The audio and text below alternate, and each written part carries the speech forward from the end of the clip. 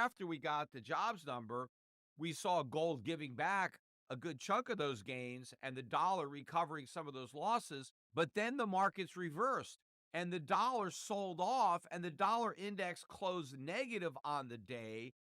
And gold recovered almost all of its losses. It still managed to close down a couple of bucks just below 1800, but silver actually finished the day positive.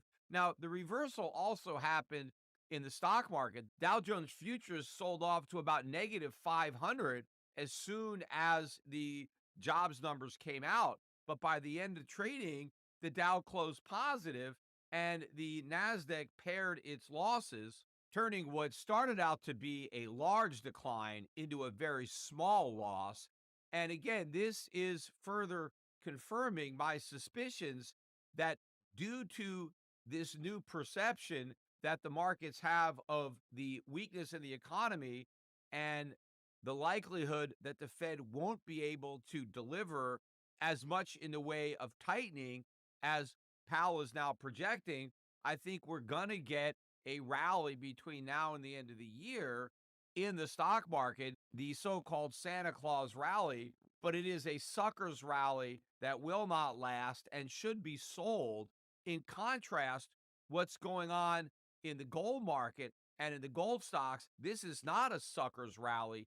This is a new bull market that nobody is talking about, and it's going to coincide with a new bear market in the US dollar, because with the fall on Friday, the dollar index not only closed the day below 105, it closed the week below 105. It closed Friday at 104.5, down another 20 basis points on the day, despite what was seen as stronger than expected jobs numbers. I think the next key level for the dollar index is 102. And if we close below that in the next week, I think there's a good chance that the dollar index could sink below 96 before the end of the year, which would mean the dollar would actually finish 2022 negative, even after being up close to 20% at its highs. By the way, as of right now, the dollar index has lost 9% from its high. And if you look at the Swiss franc in particular, the Swiss franc is now only down about 2% on the year versus the dollar. And I'm very confident that by the end of the year, even if the dollar index finishes up, the dollar will end the year down against the Swiss franc. So it's the Swiss franc, not the US dollar, that will prove to be the safe haven currency. But the ultimate safe haven from all currencies is gold. In fact, looking at the weekly gains, the price of gold rose about 2.5% on the week. Silver up about 8%. The GDX was up 5.2%, and the GDXJ was up 5.6%. But taking a broader look at what's going on here with the precious metals and the mining stocks, gold is now 11% above its lows, and it's now only down 2.2% on the year. Silver has had an even bigger comeback.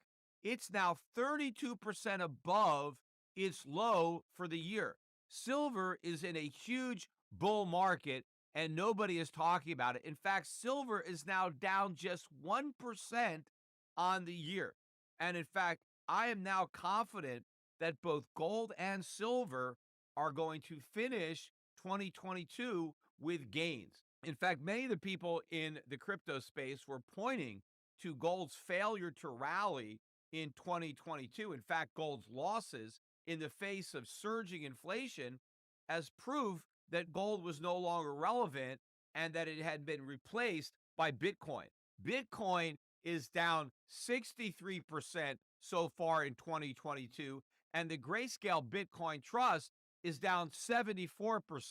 So if gold's 2% fall means gold's irrelevant, what does Bitcoin's 63% fall mean? Clearly, gold is every bit as relevant as it's always been. It's just that not a lot of people appreciate that relevance, but they will. And in fact, gold could have such a strong finish to 2022 that it may end up beating the official rate of inflation.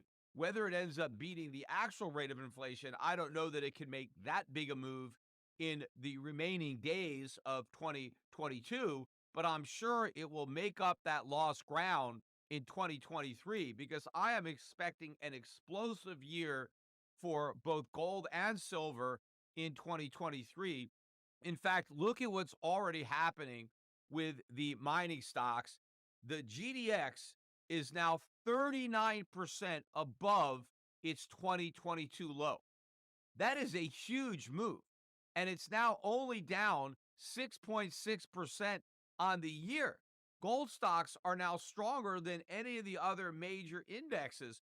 The GDX is no longer even in a bear market, only being down 6.6% on the year. In fact, it's clearly in a bull market, being up 39% from its lows. And in fact, the juniors have made an even bigger move.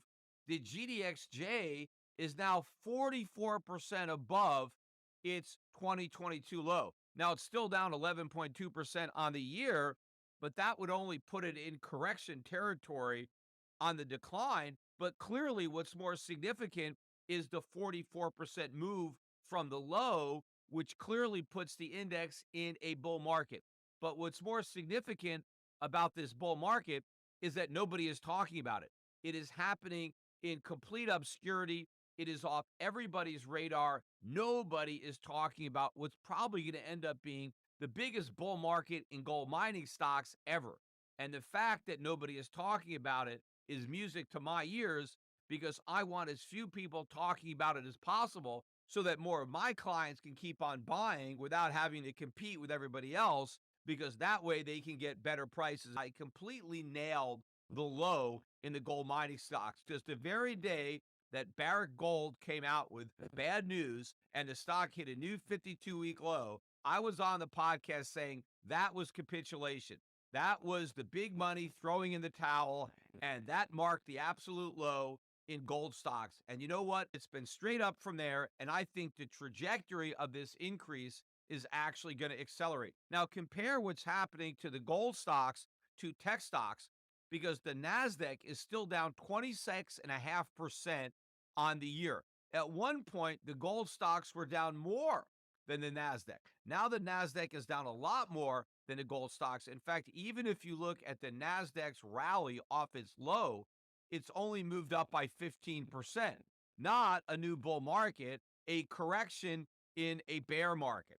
And if you look at the more speculative tech stocks like the ARK Innovation ETF, that's still down 60% on the year, and it's only had a 17% rise from its low. So not in a new bull market, just in correction territory, but still in a massive bear market. But it's not just gold and silver mining stocks that I expect to be in a huge bull market. I also think you're going to see bull markets in international value and dividend paying stocks.